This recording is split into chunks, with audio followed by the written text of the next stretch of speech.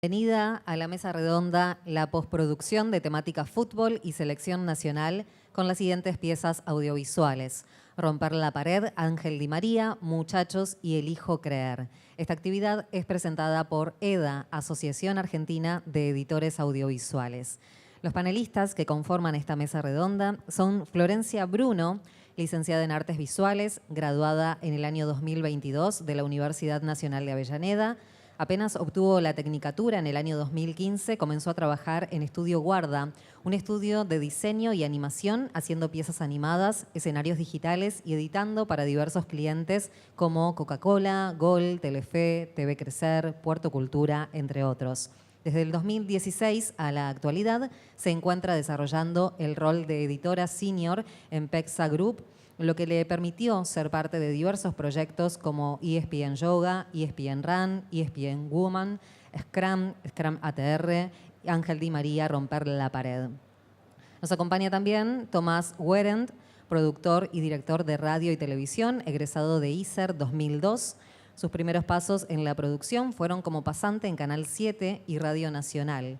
Se desempeñó como productor ejecutivo para el canal de ventas de DirecTV, así como coordinador de postproducción para Susana Jiménez en su vuelta con Gustavo Yankelevich. Trabajó muchos años para Cris Morena y RGB en diversas series de ficción como Chiquititas, Gaturro, Alma Pirata, Casi Ángeles, Cuando me sonreís, Súper Torpe, entre otras. Realizó edición y post para cortos y películas El fuego nace en el agua, Reflejados, la más reciente. Además, ha trabajado en reality shows como Gran Hermano, El circo de Susana y Blef. Desde el 2012 trabaja como postproductor y editor para PEXA Group, dándole vida a diferentes contenidos artísticos y deportivos, incluso produciendo y dirigiendo el reel de la productora. También está involucrado en diversos contenidos para las plataformas Star Plus, Disney Plus y Netflix, donde acaba de producir el documental Romper la pared, Ángel Di María.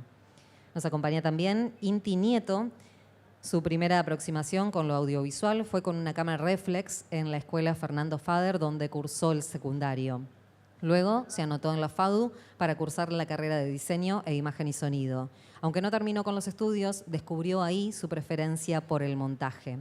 A partir del año 2005 comenzó a trabajar como asistente de edición en la productora Endemol Argentina, actualmente Cuarzo. Ese primer trabajo le sirvió para empezar sus primeras experiencias como editor de televisión en programas periodísticos, realities y de entretenimientos.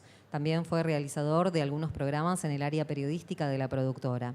Luego de 5 años decidió cambiar de trabajo y comenzó a trabajar en Mulata Films. Durante 10 años editó y dirigió la post de la productora.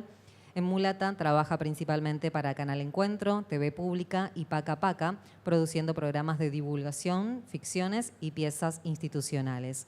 Paralelamente a estos trabajos, participó en varios proyectos, editó series, fue compositor en una película de animación, editó una película y también algunas publicidades y cortometrajes.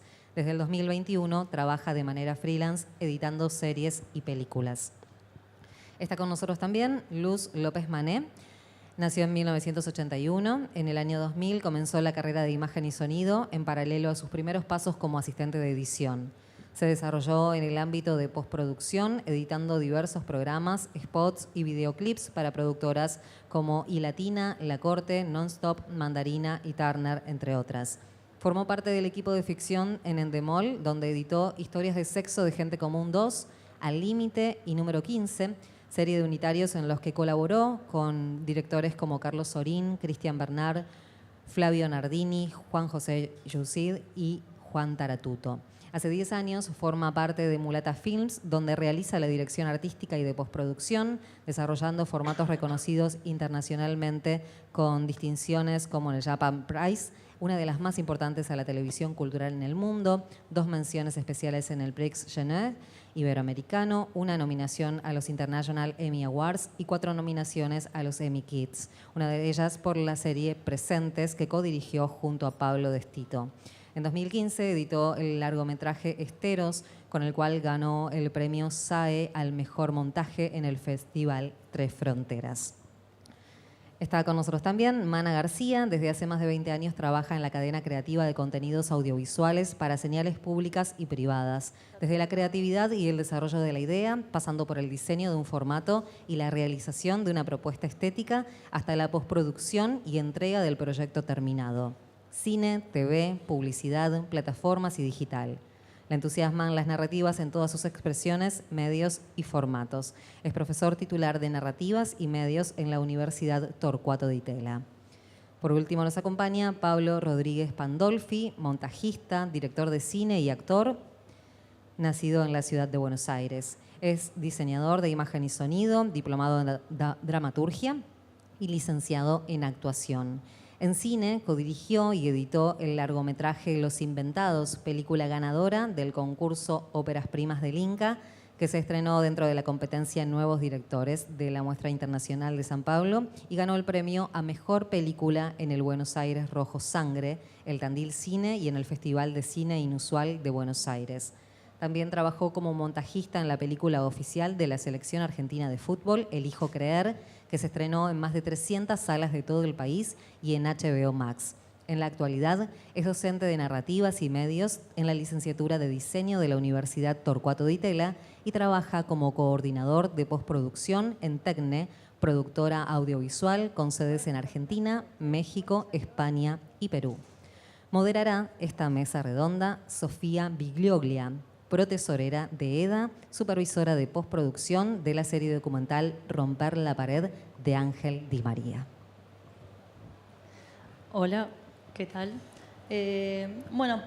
Como primera instancia quería agradecer a Caper por el espacio y a EDA por darnos la oportunidad de poder generar esta charla de documental que está armada con 2 películas documentales sobre la temática fútbol y una serie documental donde se encuentra Ángel Di María como protagonista y en el último capítulo, más que nada, se trabaja la selección argentina como temática del capítulo. El objetivo de la charla es contar un poquito cómo fue la realización de estos 3 proyectos. En los mismos cada uno tuvo que empezar a trabajar desde qué situación. Entonces, este es el momento en que me vayan contando ustedes. Si querés, como primero vas a hacer vos, Mana, si tenés ganas de contarnos cómo fue realizar una película, si ustedes ya tenían o no tenían un guión para la construcción de la misma. Hola, buenas tardes. En mi caso, en Elijo Creer, el montaje comenzó desde el desarrollo del proyecto. Es decir, el desarrollo del proyecto llamamos a cuando surge una idea de hacer una película conmemorativa en el aniversario del título que ganamos en Qatar. Y nosotros teníamos ahí 2 entrevistas hechas, nada más, que eran como algo a ver si atrás de esto hay un relato que se pueda sostener en formato de largometraje. Y esas 2 entrevistas, ¿a quién eran? ¿A qué estaba dirigido? A Rodrigo de Paul y a Nahuel Molina, en un mismo viaje que habíamos hecho a Madrid, en el marco de una serie que se estaba gestando, una serie sobre Rodrigo de Paul. Entonces teníamos ese material, aprovechando que se hizo las entrevistas de la serie, teníamos ese material también enmarcados hacia el lado de la selección y de la gesta del Mundial, y teníamos el material que todos conocíamos, el que había salido por las transmisiones. Sabíamos que había más material, más imágenes exclusivas de FIFA, pero al momento fue como me dieron ese material, estas 2 entrevistas, una entrevista con el presidente de AFA también, con Chiqui Tapia, y el material de archivo. Y ahí fue, veamos cómo nosotros podríamos hacer una secuencia testigo en este relato, y que esa secuencia de testigos sea casi como el pitch de la película para buscar socios y buscar financiamiento. Siendo que teníamos un guionista incorporado desde el comienzo, que es Martín Méndez, que fue de gran ayuda. En ese momento trazamos sobre un papel, lo único que teníamos es cómo dividiríamos los partidos del Mundial y cuál sería el arco de la historia. Y en esos partidos íbamos diciendo, Arabia debería durar esto, el partido con México, lo que pasa a nivel historia es esto, cuánto debería durar, por cuáles deberíamos pasar más rápido, porque el partido en sí mismo no presentó complicaciones quizás en el trámite, y habíamos detectado que uno de los partidos neurálgicos era el partido con Holanda. Y en el partido con Holanda justo gravitaban muchísimo las dos entrevistas que teníamos, Rodrigo de Paul y Nahuel Molina. Entonces, lo primero que se hizo fue un desarrollo de montar una escena, que en su momento dijimos en la película debería durar 20 minutos esta escena, analizando ese partido con lo poco que teníamos y empezando a detectar desde ahí qué vamos a necesitar para contar. Entonces fue quizás una rareza a veces que el montaje empiece en el desarrollo, generalmente empieza más atrás, pero en este caso sirvió incluso para ir seduciendo, ¿no?, a la AFA como interlocutor / socio, a la gente que se iba a ir acercando y ayudándonos en la gestión de todo lo que nos faltaba, que era un montón. Perfecto.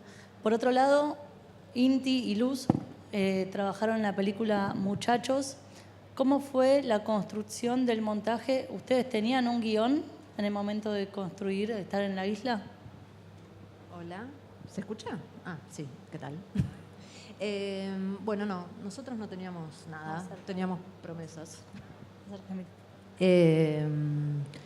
No había guión, solo estaba la idea de hacer una película, la posibilidad de que se hicieran entrevistas, pero todo era incertidumbre básicamente.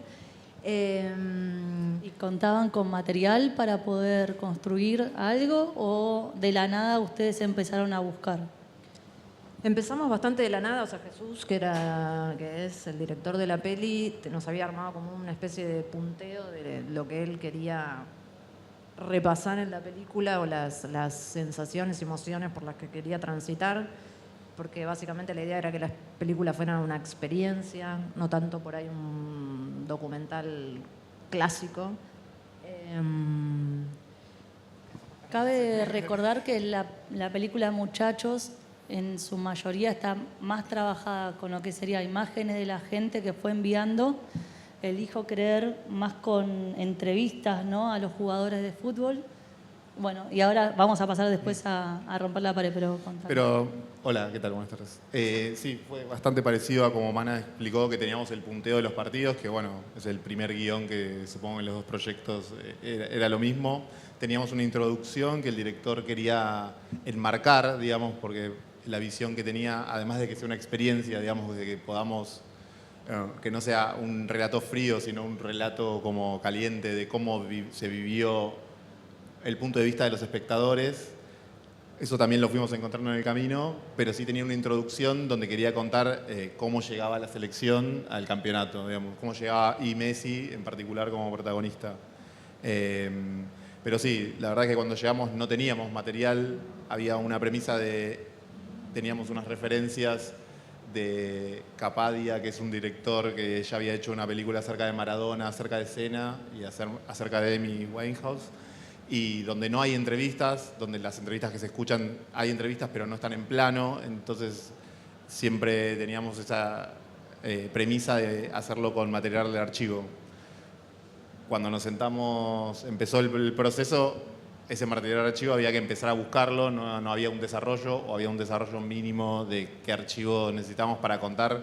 En principio la introducción, después teníamos la posibilidad de contar con el material oficial de FIFA, pero bueno, nosotros en el camino notamos que eso era un poco insuficiente porque si no queríamos ver las entrevistas necesitamos otras cosas para poder pivotear con lo que todos más o menos ya habíamos visto que eran los partidos, si bien había cámaras exclusivas que FIFA podía llegar a proveer. También había, bueno, hay como muchas cuestiones técnicas del uso de ese material no puede representar el 100% de la película, entonces ahí teníamos como un callejón. Ahí se nos ocurrió la idea, empezamos a ver videos de la gente de YouTube y vimos que eso estaba bueno.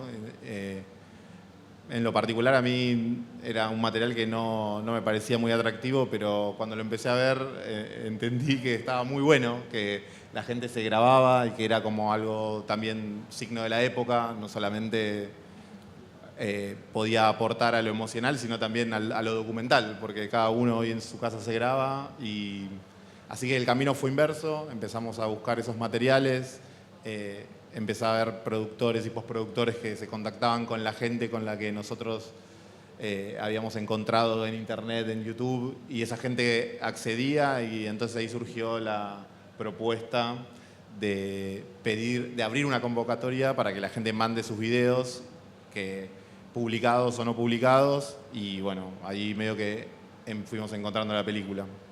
Y bueno, no sé si contesto, es una primera etapa. Muy bien, muy bien. Bueno, ahora tenemos un caso totalmente distinto, que es la serie de Ángel Di María, en la cual ya sabían para dónde iba a estar presentado y ¿tenían un guión o no tenían un guión? Buenas tardes. Bueno, como suele ocurrir, no había un guión, pero sí un antecedente que era Sean Eternos. Veníamos de... La productora produjo con Juan Maldana, había hecho Sean Eternos, y Ángel ya mostraba ahí como estaba como sensible a contar las historias de su vida y todo lo que había pasado.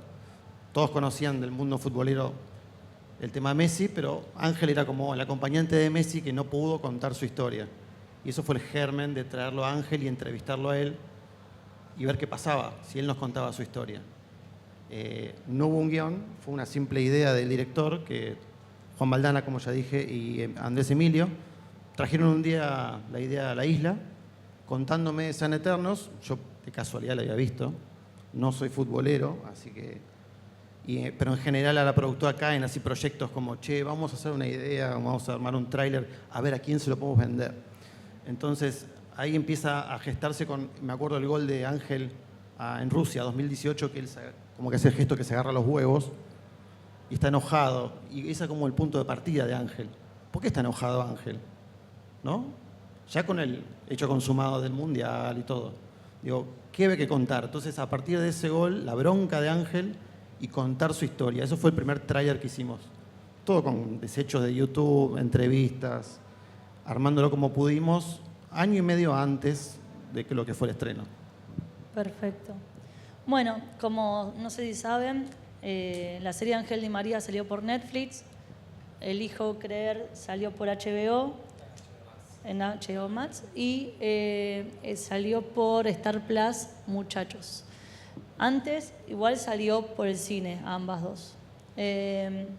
Bueno, entonces, los tres proyectos plantearon que hay como un guión o una escaleta o una base de lo que se quiere contar.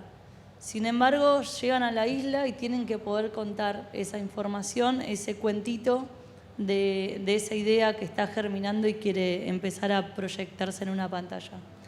Entonces, una vez que tuvieron una plataforma o un respaldo para salir a la luz, ¿qué pasó en la productora que estaban trabajando ustedes? ¿Salieron a filmar?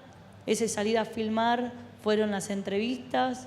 ¿Esas entrevistas estaban pautadas? ¿O es mañana tenemos a De Paul, hay que salir a filmar a De Paul? Mañana tenemos a Messi, hay que viajar a Miami. ¿Cómo fue el proceso de las entrevistas a cada uno de los jugadores? Bueno, en nuestro caso... Perdón, sí. pero esta pregunta va más que nada vivida en la isla, ¿no? O sea, Sí. ustedes estaban en la isla y ¿cómo vivían que le decían mañana tenemos a De Paul? Vivía en Ojotas, porque, o sea, quizás lo más llamativo del proceso de Elijo Creer es el salto entre un desarrollo artesanal, ¿no?, a una isla, alguien haciéndolo desde su casa, donde todavía no hay materiales, más que un guionista escribiendo en su casa una voz en off. Un proyecto que no estaba vendido a ninguna plataforma. De hecho, se vende a la plataforma una semana antes del estreno en cines. O sea, los tiempos, y creo que por ahí es algo que a los chicos y muchachos también le pasó, los tiempos de este tipo de producciones están tan solapados que hay un momento donde estás produciendo, guionando, yendo a filmar algo o generando un material y montando todo al mismo tiempo. Y eso requiere de una gimnasia, de una flexibilidad en la que todos estamos ahí como con mucha cintura. Mucha tensión. Mucha tensión, que bueno, pero en nuestro caso esa escala de proyecto artesanal a un proyecto industrial para estrenarse en 300 salas se dio de un día para otro. O sea, hubo un día que estas secuencias que se iban armando, se armó lo de Holanda, la vio el presidente de AFA, dijo te vamos a apoyar, se armó lo de Arabia Saudita, la vio Ricardo Darín y dijo estoy adentro, y un día nos dijeron va a estar en la próxima fecha FIFA todos estos jugadores para que los entrevisten. La película existe, pero la fecha FIFA saben lo que es, ¿no? Vienen los jugadores a jugar las eliminatorias, se facilita mucho un proceso de producción para entrevistarlos, pero si el fin de semana Messi se lesiona y no viene a la fecha FIFA, o sea, todo es una incertidumbre, sobre todo lo que es el tema entrevistas, testimonial, son figuras muy requeridas. En el caso de, por ejemplo, de ustedes con Di María, a mí se me caía la baba de la cantidad de material que hay, porque es muy difícil. Generalmente lo conseguís cuando ese personaje es socio, ¿no? y la serie es sobre él, pero cuando tenés un relato así más coral es muy difícil conseguir las entrevistas. Están acostumbrados a que las entrevistas siempre van por lo coyuntural del resultado, cómo va a formar el equipo mañana, qué pasó con lo periodístico, ¿no? Y a veces cuando estás ahí construyendo un relato que aspira a ser un poco más que esa dimensión que es la que ya se conoce, es más difícil, pero incertidumbre hasta el último momento. Por eso también quizás el mérito que tuvimos con Pablito en postproducción, más allá de lo que pasa dentro del timeline, es poder estar construyendo algo y mirando de reojo algo que quizás llega. Y estaba todo tan entrelazado que incluso el guionista que escribía las preguntas nos preguntaba, ¿te parece bien esto o me estoy quedando corto? ¿Falta algo? ¿Para que edité algo ayer que resuena en lo que acabas de decir y ahora hay que ir a buscarlo? Entonces es como que las etapas estaban superpuestas. Ok, entonces a partir de las entrevistas también empezaron a construir un relato en esas escenas. A nosotros nos facilitó muchísimo la narración off, porque la narración off nos dio un hilo que cumplía un arco y que hacía que no dependamos de la entrevista para construir el arco. La entrevista nos iba a hacer volar ese arco. Ahí puedes. Sí, también es cierto que justamente los protagonistas de nuestras pelis o de la serie de los chicos son jugadores de fútbol que están muy acostumbrados a ponerse el cassette y a contestar siempre las mismas preguntas y a decir casi siempre lo mismo post partido, en la previa de cada partido. Entonces es difícil sacarles algo más, algo nuevo. Quizás acá teníamos la particularidad de que obviamente con haber ganado la Copa del Mundo tenían una alegría inusual que los hacía estar en otra sintonía. Y con El Hijo Querer nos pasó un poco eso, pero con algunos. Entonces uno desde la isla iba encontrando, bueno, al que yo quería que diga tal cosa quizás no la dijo, pero la cuenta el otro. Entonces tengo la jugada de tal relatada desde la jugada del que hizo el pase, desde la mirada del que hizo el pase. Y a partir de eso nosotros íbamos encastrando y acomodando, reemplazando la voz en off, esta voz que mencionaba Mana, diciendo, bueno, acá no es necesario que hable, que lea Darín la voz en off que le armó el guionista, sino lo está contando el mismo Dibu Martínez o lo está contando Di María, De Paul. Y así se iba armando en Isla. Y me gusta la idea del acordeón también, como que el armado todo el tiempo estaba abriéndose y volviéndose a cerrar con los tiempos que nos corrían, porque obviamente teníamos una fecha que era la fecha en la que se cumplía el aniversario del año en que habíamos salido campeones. Entonces fue un proceso arduo en ese sentido, de estar un poco a la altura, editando a dos islas y a contrarreloj. De hecho yo me sumo, o sea, Mana empieza con el proceso y yo me sumo 2 meses después y faltaba un mes para el estreno. Entonces, lo que a nosotros nos permitió, nos ayudó como proceso y poder solapar y dividir la isla de edición en 2, fue que teníamos una estructura muy clara, que era, bueno, los 7 partidos, teníamos el medio, teníamos el inicio, Mana se puso a editar la final y yo me puse a editar los partidos que iban en el medio. Teníamos esa estructura y la respetamos. Entonces no es que editábamos lo mismo los dos, cada uno editaba sus piezas, las cerrábamos en términos técnicos con un fade a negro para que no nos pisáramos y que cada uno pudiera tener su devolución del mismo guionista que iba viendo lo que íbamos armando y ida y vuelta mientras llegaban las últimas entrevistas y con la idea o posibilidad de que llegaran más entrevistas, que bueno, no pasó, pero si pasaba hubiera sido también, bueno, otra historia. Perfecto. Ustedes, muchachos, ¿cómo fue la figura del entrevistado? Porque no aparece tanto en la película. Hubo algunas entrevistas, pero que terminaron siendo los créditos finalmente. O sea, porque era como que había un mundo paralelo entre la isla y producción donde unos iban pero había una intención de hacer más entrevistas que por ahí después no se terminaron haciendo. Entonces nosotros igual teníamos que avanzar, porque como decían los chicos, la peli la editamos en 3 meses antes del estreno, que es un tiempo bastante corto para la magnitud del proyecto. Y me quedé con esto del acordeón, estaba bueno porque yo también sentía como que la peli estaba viva todo el tiempo, porque con las convocatorias llegaba material todos los días, llegaban 300 videos y era todo el tiempo estar abriendo, sumando y se iba transformando constantemente. Me fui. No sé dónde dejó Luz. No, bueno, pero más allá de eso, que de las las entrevistas no las estuvieron utilizando a lo largo de la peli, sino que la dejaron más para el final. Sí, eran como un backup, por si no salía lo que teníamos pensado de poder contarlas sin entrevistas o contar con las entrevistas en off, las teníamos ahí de backup para llegar a tener una película en caso de emergencia. Sí, teníamos también Hernán Casiari junto con Jesús Braceras, que es el director.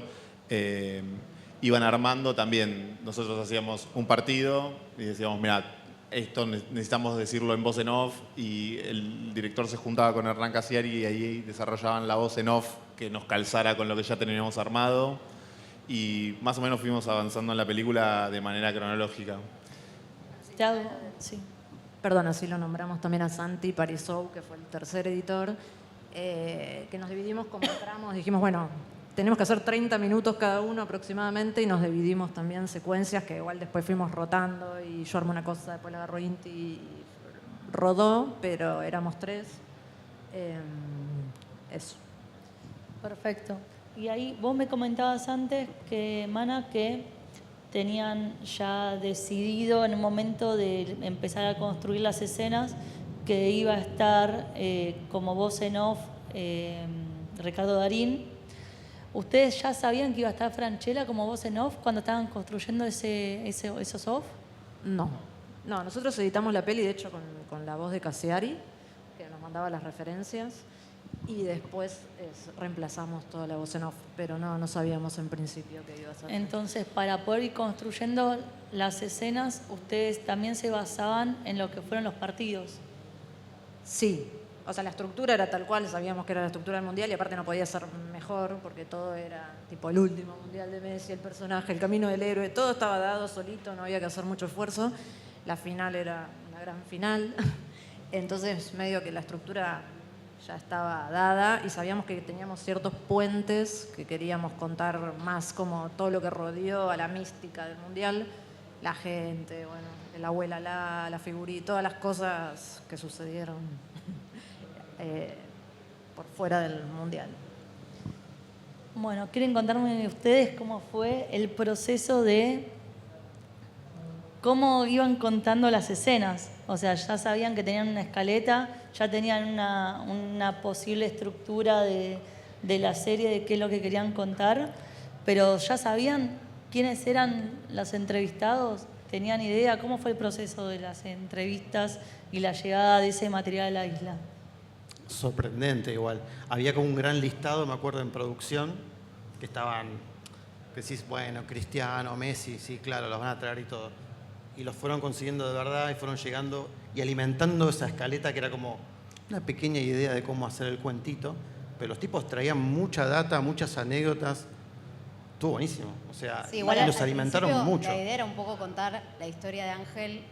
La premisa del documental era del carbón al oro. Entonces teníamos que contar desde sus orígenes y las primeras entrevistas que se hicieron fueron a su familia. Tuvimos un montón de entrevistas y eso un poco nos jugó en contra porque la plataforma no quería que sea tan coral. Tuvimos como al principio como que todos queríamos usar todo de todos y las primeras estructuras eran como, no, pará, están diciendo lo mismo o acá y había que decidir y definir, era como, ¿entre quién elijo? Dentro de todo, claro, el primer capítulo fue... El primer capítulo Era claro, familia y teníamos ya la familia, los amigos, sabíamos que fue lo venía. primero que se grabó de hecho. Claro, el carbón al oro nace de ahí. Eso fue lo más sencillo, porque sabíamos qué contar. Pero después vinieron todos los jugadores, todos los amigos, más los que Ángel miraba y decía, che, falta el Pocho Lavezzi, lo quiero mañana. Y se sumaba cada vez más gente, que Y está eso buenísimo. pasó sobre el final encima. Que decís, también te haces baba, no sé quién dijo. Está buenísimo. Y sobre el final caían todos y había que meterlos. Y por ejemplo, de Lo Celso quedó una frase. Hay gente que quedó nada y había mucho material que por el contrario es un quilombo para la post. Pero bueno, todo lo que nos contaban fue alimentando. Bueno, los guionistas también se meaban de la felicidad, Pablo y Ariel, porque fueron armando historias buenísimas con todo ese material. Trabajamos mucho a la par con los Mucho guionistas. laburo. Fue todo en la isla el laburo, Y básicamente. nos repartíamos por escenas, ¿no? Sí, Como- al principio vimos todas las entrevistas, que eso está bueno, que no suele pasar, que te dejen ver todo. Capaz un guionista ya te agarra y te hace un corte. Nosotros vimos todo. de Tuvimos todos. más tiempo que los chicos, capaz, ¿no? A diferencia Sí. de ellos, que tuvieron Tener 3 meses es una locura. Para Claro. mí es una locura. Los felicito, no sé cómo carajo hicieron. Claro, nosotros tuvimos un año de laburo, ¿no? Más o menos. Sí, un año. En año. total sí fue un año. O sea- Bueno, pero pará, armando un poquito el cuentito. Un día salía la gente de producción a filmar a los entrevistados, llegaba ese material a la isla, lo agarraba guión, hacía una pequeña base o escaleta de ese guión y empezaba a estructurar porque había unas preguntas que se hacían que eran lo Sí. que necesitaban en la isla para poder contar este cuentito, pero sin embargo aparecían joyitas nuevas, Claro. testimonios que llamaban mucho la atención Y o eso- comentarios que completaban Por la suerte, información. claro, y nos daban el aval, como dijo Pablo, que esta estructura de acordeón era constante, está bueno eso. Podíamos ir expandiendo cosas. Después hubo que reducir, como bien sabes. Pero claro, estaba increíble todo, estaba bueno, anécdotas, una más graciosa que la otra o más triste que la otra. Y todo eso alimenta y me parece que es más interesante. A todos nos interesaban muchas cosas y tuvimos que volarlas, pero bueno, sí, fue un re laburazo, porque nos veíamos todo, teníamos más tiempo, pero todo nacía de ahí. O sea, había todo en la isla. El director sentado al lado a veces, o el showrunner, Andy, vos, Sofi, todos laburando 1000 horas, quemando pestañas para ver cómo contábamos esa historia, más que nada después de la infancia. Porque todo lo que vino después, sabíamos que teníamos el Mundial, pero la historia de Ángel en el medio no se sabía bien. Y estaba buenísimo. Todo lo que salía de ahí fue buenísimo y nació todo en las islas. Clave. Todo ahí. Perfecto. Bueno, y esta situación, acá voy a apoyarme en los 3 proyectos. ¿Cómo vivieron, que me imagino que en algunos momentos fue felicidad y otros momentos fue frustración, tener un armado y decir, este armado, esta escena está buenísima, me encanta cómo está, y que te llegue un testimonio que es revelador y tienen que desarmarla toda y volver a contarlo? O, al contrario, está todo bien contado, pero ese material de archivo no lo van a tener y tienen que volver a contarlo con otro material de archivo totalmente distinto a lo que ya tenían en la isla. ¿Quién quiere empezar? No, yo puedo decir esto que decía Inti antes, que las 2 películas tenían una limitación técnica que era el propio material FIFA, que corregime Mana, era el 40%. No podía ser más del 40% del total de la película. Y a partir de esa limitación tuvimos que empezar a limpiar los armados que teníamos y eso fue doloroso, ¿no? Como nosotros que teníamos los partidos y teníamos el fuera de cancha, material FIFA es todo lo que pasa dentro del campo, dentro del estadio, entonces es todo material FIFA. Y había cosas que nos gustaban y nosotros queríamos usarlas y en la totalidad de la película, en la porcentual total, no nos entraban. Entonces ahí tuvimos que empezar a recortar, a achurar, y ahí obviamente uno como editor dice, y esto si me sacás estos 3 planos, deja de funcionar. Uno se obsesiona con el material, empezás a ver cosas que quizás otro no las ve, pero que para vos son importantes. Lo mismo nos pasó cuando empezaron, mientras nosotros seguíamos editando creativamente la parte creativa, en otra isla de edición, en otro lugar de postpro, había otro equipo que iba reemplazando nuestro material para hacer el online, ¿no? Iba reemplazando el material en alta calidad, digamos. Y ahí también había planos que nosotros usamos en nuestras islas que ellos no tenían y que no podían conseguir, entonces nos empezaron a reemplazar imágenes fundamentales. Quizás tenías a un Di María haciendo una cosa y te lo reemplazaban por otro. Tenías a uno del público agarrándose la cabeza y lo cambiaban por otro fan, otro hincha haciendo otra cosa, y vos decías, no, eso no. O sea, algo de sensorial, muy, muy fino de decir esto. Este plano era importante, era clave, así que hagan lo posible para conseguirlo, porque nos cambia todo. Se sufre mucho esa parte, mucho. Con lo que era esperar los testimonios, creo que la última fecha FIFA era apenas 3 semanas antes del estreno o algo así, y nosotros ahí por lo menos ya teníamos a Messi, ya teníamos a Dibu, que eran como las figuritas difíciles, ¿no? Pero ahí quedaba abierta ¿y si te traemos a Scaloni? Y había como un código interno por Scaloni, todo. Abrimos hasta el último día, abrimos el DCP, si es necesario. Pero también fue una forma también de decir, bueno, pero también en el material que tenemos, Scaloni está. Tenemos que escarbarlo y tenemos que asegurarnos de ponerlo en escena. Primero con lo que tenemos. Si lo otro llega, nos hace crecer a una nueva dimensión, le hacemos lugar, abrimos el acordeón, lo ponemos. Pero con respecto a lo que es el uso de material FIFA, lo que se llama right holder, lo que es el material que fue licenciado durante la Copa del Mundo, nosotros estábamos usando el material que salió en las 2 horas y media de transmisión. FIFA tenía un montón de cosas más que FIFA no se dedica a vender material, se dedica a hacer mundiales y aparte te vende material. El ida y vuelta con FIFA no es un kiosco que vos llegás y decís, dame todo esto que reemplazo mi película que la estreno en una semana. Todo ese proceso fue, de repente usamos material que ahora no está disponible todavía entre lo que venden, porque si era por nosotros, dame los partidos, así reemplazo y me coincide todo. Nosotros, como gran parte de nuestro relato gravitaba en reeditar los partidos para que no sientas que estás volviendo a ver la transmisión, sino priorizando las cámaras lentas, las sensaciones, sonorizar todo el fútbol de vuelta para sacarle el relato y sonorizarlo, para hacerle lugar a la música, para hacerle lugar a la narración de Ricardo y todo eso. Cuando sucedió lo de que el material no coincidía fue catastrófico, pero catastrófico digo a nivel emocional, fue como una paliza de no sabemos si esta es la película que editamos, porque cambiaba todo.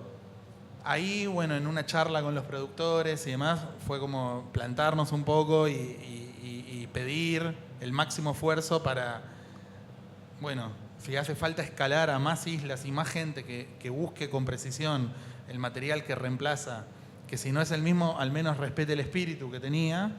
Bueno, ahí tuvimos que las últimas 2 o 3 semanas involucrar como a 10 personas haciendo ese proceso para que no se resienta ese corte original, que era el corte original con el que se había conseguido todo. Digamos, la presencia de Messi, de Ricardo Darín, vender la película a la plataforma, etc.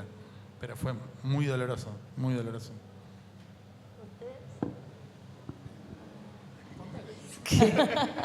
No, sí, lo de FIFA es muy engorroso. Pero bueno, nosotros tuvimos, o sea, nos habíamos bajado, tienen como una plataforma FIFA donde tienen todas las cámaras, que de hecho todo el partido siguen a Messi, todo el partido siguen a tal, y no solo la transmisión, sino que había muchísimas horas, y nos bajamos todo. O sea, teníamos como 50 horas de material por partido. Y después sí fue un chino igual, porque primero nos engolosinamos, nos dieron mucha libertad, como cuéntenlo como ustedes quieran, pero después, bueno, todo ese proceso y aparte lo que sale el material de FIFA era bastante complejo.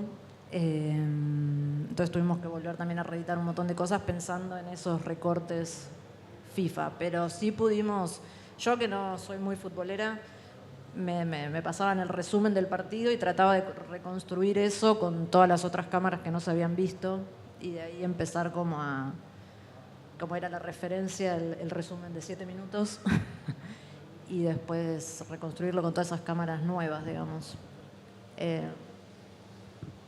¿Y cómo vivían esa frustración de tener que contarlo? Yo creo que lo sabíamos de antemano, o sea, como teníamos tan corto tiempo, o sea, el director nos dio mucha libertad para que, como decía Luz, armemos, en principio, para empezar a tener ideas, libertad de usar lo que querramos. Después, cuando se sumaron las convocatorias, también porque necesitamos los derechos de las personas que nosotros habíamos elegido y si no, tenían que ser reemplazadas por personas que tuviéramos los derechos que se quieran mostrar. A mí me pasa que fueron 3 meses que no recuerdo. Que no. De verdad, claro, no recuerdo haber sentido frustración. Creo que sabíamos que el plan era difícil, entonces tampoco nosotros nos atábamos, o yo personalmente no me ataba mucho a muchas cosas. Sí, trataba de elegirlas con inteligencia de comienzo. Sí, había que abrirlas todo el tiempo y sí teníamos un grupo de personas que la verdad que eso estaba muy bueno de la producción a destacar, que cuando terminaba una semana hacían un relevo de presupuestario de cómo estaba la película, de cómo estaba de derechos, de quién podía llegar a participar y eso, bueno, todas las semanas había una mínima frustración el lunes y nos dedicamos esos 5 días a corregir. Igual había muchos problemas que dejábamos para el final y sí hubo una semana final donde ya con el lápiz bien afilado, ahí hubo un proceso que por suerte lo hacíamos nosotros mismos, entonces creo que también está la diferencia con el proyecto de ustedes. Creo que nos sentamos con el director a plano por plano, ver qué valía, qué tenía valor, qué era lo que estábamos viendo nosotros en ese plano. Y bueno, también sinceramente sí había que dejar parte de lo que nos gustaba en el camino. Pero era tanto el caudal de cosas que no sé cuántos planos tiene la película, miles. Entonces creo que lo que estaba claro que contaba lo dejamos. Y bueno, sí, fueron muchas horas. Sí, era mucho tiempo, sentías que perdías tiempo, porque la verdad que te tenías que clavar un partido entero para buscar relatos, para buscar diversos relatos, para buscar relatos en otro idioma. Y el jeite de nuestra película era también poder hacerlo con planos FIFA y también hacerlo con planos que la gente había filmado dentro del estadio. Entonces teníamos la posibilidad de cierta parte de las cosas mostrarlas desde las tribunas, pero también se sumaban situaciones, porque como no tenía entrevistas y era una película más de situaciones, de cómo la gente lo vivía, yo la verdad que sentíamos que iba ganando la película, o yo personalmente sentía que iba ganando, porque no la cambiábamos por algo peor a esas situaciones, sino las cambiábamos y aparecía una situación mejor. Y como eso no era un costo económico, sí era un costo logístico de tener la autorización de esas personas, yo sentía que la película iba ganando, que volvíamos y que había algo nuevo, algo más divertido, un punto de vista, al no estar tan centrada en el material FIFA, qué sé yo. Pero no me acuerdo bien. Bueno, quiero aclarar por las dudas, que no sé si saben ustedes, pero por ejemplo el material de FIFA es bastante caro, más de $30.000 el minuto, y ese minuto está compuesto por 3 segmentos de 20 segundos. O sea, no se puede poner cuando patea, cuando entra, cuando festeja a la gente, sino que tiene que haber un segmento de 20 segundos en el cual ustedes quieran contar algo y si no tienen que comprar 40 y si no tienen que comprar el minuto. El mínimo siempre que compra es el minuto, ¿sí? Entonces, aclaro esto y a partir de este momento les pregunto a cada uno de ustedes y ahora voy a llegar a romper la pared. Romper la pared tenía 11 minutos nada más de material FIFA. ¿Cuánto tenía Elijo Creer y cuánto tenía Muchachos aproximadamente? Porque Elijo Creer tenía un montón de material FIFA. Y tenía 40, me parece.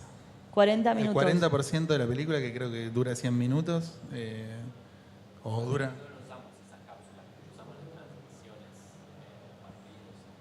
Se tiene... No, decía que estas cápsulas que decía Luz de 20 segundos llegaron también en el proceso caótico de las últimas 2 semanas. Nosotros usábamos las transmisiones de los partidos, sobre todo las repeticiones del entretiempo y las del final, que son otras cámaras y que usaban el recurso de la cámara lenta y bueno, nos servían para recrear lo que a nosotros nos interesaba. Me interrumpiste y me olvidé. No, que sí había también una bajada de producción de agotar el recurso, usarlo al máximo. Digo, si estoy buscando el penal que le ataja Szczęsny a Messi contra Polonia, si compré los 20 segundos y después de eso se ve una cara de Julián Álvarez agarrándose la cabeza, en algún lado la uso, porque ya la pagué. Pero la gran inversión de la película es el material FIFA, en el caso del hijo Crear. Es gran parte de la peli ver ese material FIFA de jugadas. ¿Ustedes se acuerdan más o menos cuánto material? Yo la verdad que no me acuerdo los minutos exactos, pero la proporción debe ser parecida. Me acuerdo de esto que hablábamos el otro día, que hicimos los créditos larguísimos para poder tener más minutos, o sea, que la película durara más, para tener más minutos FIFA incorporados. O sea, porque era el 40%, o no sé si era un poquito más, pero sí, no sé, eran muchos minutos y mucho dinero. Bueno, a contraste de, pongamos que son 40 minutos cada una de estas películas, Ángel Di María tenía 11 minutos. ¿Cómo vivieron esa frustración? Terrible, siento mucha envidia en este momento. No sabía esto, no lo había escuchado antes. Pero bueno, también se centraba en lo nuestro, no era el mundial lo importante, que ellos sí lo tenían como algo que tienen que contar el mundial. El arreglo era buenísimo, 40%. Nosotros tenemos 10 minutitos, nos decían, che, vale $30.000 el minuto, ¿era así? Sí, la Premier más. Pero porque no, la serie de Ángel Di María tiene 2 líneas narrativas. Una línea narrativa es Ángel Di María y su vida personal, y la segunda línea narrativa es la selección argentina, cómo él fue transitando de su llegada a su primer partido a ganar un mundial. Entonces, esos 11 minutos terminaron siendo casi 8 o 9 minutos en el capítulo 3. Y ustedes tenían que contar también el capítulo 1 y el capítulo 2, donde fue su peor instancia, por decirlo de alguna forma, donde fue más criticado como jugador. Digo, la parte del éxito la vivieron en el capítulo 3 y ahí disfrutaron de poder poner todas las jugadas. Pero, ¿cómo podían contar? Y yo sé que viviste un momento de mucha tensión, Tommy. Bueno, es que hay que buscar las frustraciones de contar lo que fueron sus momentos más... Pero buscas recursos en gráficas, fotos, se resolvió de alguna manera. Y como era la historia de él, al fin y al cabo, por más que está bien, estás contando su vida en la selección, necesitas ver cuando Maradona lo abrazó, todos los mundiales, todo de FIFA, toda la plata, minutos que no teníamos. Y había que buscar otra manera de contarlo. Y la gráfica nos salvó un montón. Sí, ¿no? Recursos de diarios. Muchas compos hubo. Compos. No sé cuánta. Bueno, Fernando Espósito fue el editor de compos de la serie Ángel Di María y él con fotos trataba de recrear esas animaciones de alguna forma. Si ustedes se fijan, cada vez que ven una foto está totalmente animada, está compuesta de forma tal que se sostiene esa imagen y cuenta sin necesidad de tener esos 20 minutos de FIFA, porque narrativamente lo compuso bastante bien. Sí, sí. Yo creo que el tiempo nos jugó en contra ahí. Como teníamos más tiempo y todos estaban más con la lupa encima nuestro, ¿no? Porque los arreglos fueron más rápidos de ustedes. Bueno, usan un 40%, ¡pum! También teníamos habilitado Nosotros el recurso no. esto de VFX por las fotos y demás, porque desde el primer momento se habló como referencia a tener la serie de Beckham. Y en la serie de Beckham se usan muchas fotos. O sea, a diferencia de ellos, que por ahí era contar el mundial, acá teníamos que contar toda la vida de él. Y nada, hay mucho contado en fotos. Fotos y noticias de portales, diarios. Y además hay muchos proveedores, además de FIFA, hubo muchísimos proveedores. Claro, cada equipo donde jugó Ángel, en el PSG, en Manchester United. Y el material también era material viejo, capaz de, no sé, cuando él arranca en el 2006, 2007. Y la calidad también, cómo llegaban a hacer esos trascos y demás. Bueno, no nos adelantemos al online, vamos de a poquito acá descubriendo al personaje. Pero, ¿cómo se llevaban? O sea, ustedes tenían una limitación, por decir de alguna forma, de cantidad de archivos y eso implicaba que tengan que reeditar las escenas. ¿Cómo llevaban adelante esa situación de reeditar? ¿Tranquilos, se ponían a armar de nuevo, les gustaban los nuevos armados, querían volver atrás, querían tener el armado anterior? Sufrimos lo mismo que los chicos, fue exactamente igual. Era como, te enamoras de escenas que para vos significan, o planos, que decís, esto no lo puedo contar si este chabón no se agarra la pelada, ¿viste? Como, no puedo. También tratamos como de ayudarnos, digo, mutuamente. A veces era como, che, no puedo resolver esta escena, fíjate si podés verla y qué sentís, qué te pasa. Y él por ahí lo mismo, y me pasaba a mí, o Mile también, que fue la tercera editora. Y nada, eso, como charlar mucho para ver, che, ¿qué te parece? ¿Qué pensás? Porque no lo tengo que resolver de esa forma y llega un punto también que uno por ahí está tantas semanas laburando la misma escena que como que no le encontrás la vuelta y necesitas una mirada un poco de afuera. Sí, el complemento, bueno, sí, obviamente entre cada isla con Mile también. Estaba bueno eso. Pero bueno, teníamos ese tiempo también. Teníamos un poquito más de tiempo de pensar cómo resolverlo. Hablando de tiempos, vamos a refrescar un poquito los procesos. ¿Cuánto tiempo tuvieron de edición ustedes del Hijo Creer? Desde el desarrollo al estreno, 3 meses. 3 meses total de edición y trabajaron en conjunto desde el principio. ¿Cómo fue? El último mes se incorporó Pablo, porque no llegábamos, sino. Pero, ¿sabés qué era una dificultad? Porque un proceso que empieza artesanal, que tiene ubicado todo en un único lugar, nosotros no teníamos detrás ni siquiera el respaldo de un server. Todo estaba en un disco. ¿Dónde estabas trabajando vos? En mi casa. En tu casa. En tu casa tenías todo el contenido de Tenía todo el contenido de la película. El Hijo Creer. Que en un momento era un desarrollo, que estaba bien hacerlo desde ahí, pero el upgrade a hacer una película industrial fue tan repentino y todo tan rápido que en ese momento sí lo que escaló es el equipo, entraron coordinadores de postproducción, entró la dimensión música mucho más fuerte, mucho más con deadlines, pero lo que pasa es que cuando tenés que... Hay un momento que también yo sentía la presión, que era como que todos me señalaban, el único que tiene en la cabeza la película es él. Y hay una cosa ahí de, bueno, ¿cómo hago para escalar sin que se pierda también esa coherencia? Con Pablito, que me conozco de hace muchos años, yo ya sabía que él iba a ver mis armados y iba a entender como muy rápido el código y la organización del material. Y entonces en el último mes, él también desde su casa agarró un núcleo, que eran 3 partidos, que nosotros los considerábamos que los 3 se contaban con un mismo arco, y trabajó eso, sabiendo cuál era el pie que le daba, pues yo la secuencia que venía antes la tenía ya armada, y la que venía después también la tenía armada. Entonces él se movía con una duración aproximada también y con estos materiales, y que diciéndole cuando detectes los materiales que te faltan para construir el relato que sigue la línea, avisanos, por ahí hay algo que se perdió en el camino.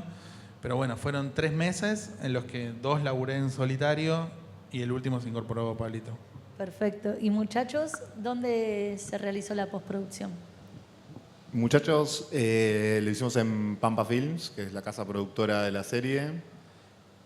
Nosotros arrancamos, fuimos 3 editores, después se sumó otro editor adicional, Ezequiel Joffe. Él se sumó, creo que no sé cuánto estuvo, 2 semanas, también como para resolver un momento particular de la película. Y no, se hizo todo dentro de la casa productora, ya con asistentes, como era un workflow más profesional, teníamos un servidor. Pero bueno, también así, con Luz y con Santiago venimos trabajando ya hace varios proyectos y nos conocemos. Y ahí hicimos como una división del trabajo. Luz empezó por el comienzo, la introducción de la película, que era bastante difícil porque era lo menos futbolístico y lo que, digamos, era más difícil de contar. Y Santiago y yo nos pusimos con los partidos, hicimos el partido de Arabia al comienzo como para ver cómo íbamos a integrar el material FIFA con el material hogareño. Y Santiago empezó con lo de México, que era como el primer gran punto de giro, donde la película dice que debía tener como una vuelta sentimental, además de documental. Él empezó con eso. Y después nos fuimos dividiendo, creo que Pasamos al partido de Holanda, que también sabíamos que era un partido al que le íbamos a dedicar un montón de tiempo. Y creo que cuando lo hicimos, ahí empezamos a ver cómo... El partido de Arabia fue como simplemente una prueba. Después en el de Holanda nos pusimos como... Había pasado más el tiempo, habíamos podido recolectar material y habíamos entendido el uso del material también. Pero no me acuerdo qué iba la pregunta. La pregunta era ¿cuánto tiempo tuvieron de postproducción y dónde lo habían realizado? Y de preproducción tuvimos 3 meses. 3 meses igual Sí, que ellos. ¿Y sí. ustedes, ambos dos, sabían fecha de estreno? ¿Todos sabían que el estreno era al año de Sí. haber ganado el Mundial? Sí, esa fecha creo que incluso al comienzo fue terrible también porque se adelantó una semana. Porque el aniversario que era el 20 en realidad, ¿no? Algo así. El 22. No,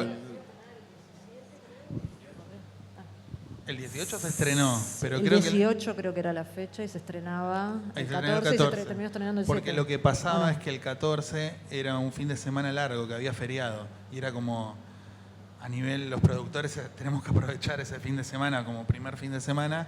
Imagínate en una producción que venís así de apretado, que venís, ¿no?, con la lengua afuera, que los materiales, que esto, y encima... Saber que tenés una fecha de deadline y que esa es información, inamovible. Llega 2 semanas antes. O sea, de cuando hecho, pensás que se falta... movió para peor, digamos, Claro. ¿no? Como que se movió para atrás. Suelen estirarse las cosas. Exactamente. Esto se acortó. Pero ya no importaba. Ya era difícil hacerlo en 3 meses, hacerlo en una semana menos. Y estaba también, sumo dramático. esto, que estaba la particularidad de que a medida que íbamos editando, se iban cerrando contratos y iba cerrando gente. Esto aparecía la voz de Darín. Y así como apareció ese hecho concreto, también se cerró la venta de la película, que salía en 300 salas porque cerraron con Film Subes. Entonces de golpe uno también decía, bueno, tengo esta semana para terminar esto y sé que en la semana que viene va a estar en cine, o sea, tiene que estar técnicamente bien y correcta, el material tiene que estar bueno, se tiene que escuchar bien, haciendo desde la isla de edición mucho laburo, adelantándole laburo a los de la postpro de sonido, porque también todos los procesos de la postpro se iban reduciendo. Si nosotros teníamos un mes, bueno, los de postpro de sonido, que suelen tener un buen tiempo, al final tenían una sola semana, 2 semanas creo que tuvieron, para hacer la postpro de sonido. Entonces era esto, como una presión de... Ahí entiendo lo que decía Inti, de sumar a alguien para que resuelva una escena concreta, porque uno no podía frenar, tenía que seguir. Bueno, esto es prueba y error en la edición, acá era sigo y después vemos, hay que llegar con algo. Bueno, Sí, yo quería, ya que estamos hablando de esto de cómo los equipos, quería destacar al de nuestra película, porque la verdad que, y a los productores también, que en general uno se queja, pero es verdad que nosotros teníamos un montón de personas que nos ayudaban. Fue difícil entender qué pedirles de ayuda, tardamos la mitad del proceso para entender qué les teníamos que pedir que nos ayude, pero teníamos loggers, productores que buscaban el material, productores de archivo y asistentes, los asistentes cracks, que todo lo que nosotros hacíamos con, no sé, con material muy precario, cuando llegaba el material correcto se tenían que sentar a rearmar lo que nosotros hacíamos y lo hicieron de la mejor manera. sin duda, apoyemos la figura del asistente que Fundamental. nos cambia Los la vida. asistentes, sí, estamos acá los editores, pero la verdad que los asistentes eran los que iban detrás nuestro, o sea, iban antes nuestro, nos ayudaban a pensar cómo ordenar el material, que parece sencillo, parece que es agarrar algo y ponerlo en sincro cronológicamente, pero no lo es, porque el nuestro estaba muy atomizado, no solamente era el partido entero o el material de FIFA, sino que nos mandaban pedacitos del gol de tal, un córner, el penal, no sé. Y era difícil cómo ordenarlos y ellos nos ayudaron a entender cómo hacerlo. Así que fundamentales los asistentes. Tal cual. Bueno, y Ángel Di María no tenían 3 meses de postproducción, de edición de la serie, sino que tuvieron más tiempo. Tuvieron 7 meses de edición solamente. Y se iba corriendo ese tiempo, pero no se adelantaba, sino al contrario, se estiraba cada vez más. ¿Cómo vivieron ese proceso de quiero terminar, ya no quiero ver más este material? ¿O todos los días decían, quiero seguir editando? ¿Quién empieza? ¿Empiezas vos? Yo creo que un día no lo quería ver más y el otro día era como, bueno, que no se termine. Igual Estuvo bueno, estuvo bueno. quería nombrarlo a Juan y a Lucas, porque me acordé de los asistentes Sí. claves. O sea, el orden, la segunda opinión también de ellos, de muchas cosas. Che, ¿cómo ya estás quemado de ver 12 horas la misma escena y venían ellos y más frescos y te decían su opinión? Además de todo el laburo que hacen, era clave. Sí. Que eso, yo estoy muy acostumbrado a laburar solo muchas veces. Y en un proyecto más grande te das cuenta que qué necesario es todo el equipo. Clave, los asistentes. Bueno, y después, nada, en cuanto a los meses de edición, no sé, no lo sufrí tanto que fue tan grave, que se hizo un poco largo porque agregaban, como antes dije, al Pocho la vez, y por ejemplo, que en último momento agregaban una cosita, una entrevista que falta. Estamos revisando, esperando el material que venga de los clubes. Ahí sí es un poco chicloso, pero... Porque hay que aclarar que la serie implica varias etapas de idas y vueltas con la casa, con el cliente, con Netflix. Entonces, como es parte de la producción, como es autor también del proyecto en un punto, implica que uno le pasa un corte, lo ven, lo revisan, da su devolución y así hasta 5 veces puede llegar a ocurrir. Claro, no aclaramos que es coproducción PEXA con Netflix y había todos estos weeklies y entregas. Y el estar en PEXA también nos dio la ventaja de estar cara a cara todos los días por ahí, ¿no? Con la posibilidad de debatir con el otro sí, lo que estaba bueno. necesitáramos. Después también estaba pensando en el proceso de música también, teníamos todo un debate ahí, hubo un músico hasta un punto, después entró otro músico, sonido, color, todo eso fueron procesos que estuvieron más tranquis. Vamos por ahí, vamos por la música. ¿Cómo construyeron ustedes? ¿Ya tenían una música? ¿Les habían pasado una música? ¿Tenían una librería? ¿Cómo fue el proceso de darle ritmo a esas escenas? Y la música para mí es fundamental. O sea, soy músico y edito con la música. Necesitaba poner la música que se me ocurría en la mente para ir llevando la escena. Después vino el músico y vio eso y se adaptó en un principio, ¿no? O sea, tuvieron a Pablo Salas como músico de la serie. Y Sujatovich. Y Leo también. Sujatovich. Y Leo Sujatovich. Ustedes tenían esa música, perdón, al revés, ustedes hicieron el proceso al revés. Nosotros, ustedes editaron primero claro, y después con música. agregaron. Le tiramos la refe y ambos dos se apoyaron en eso para recrear la música.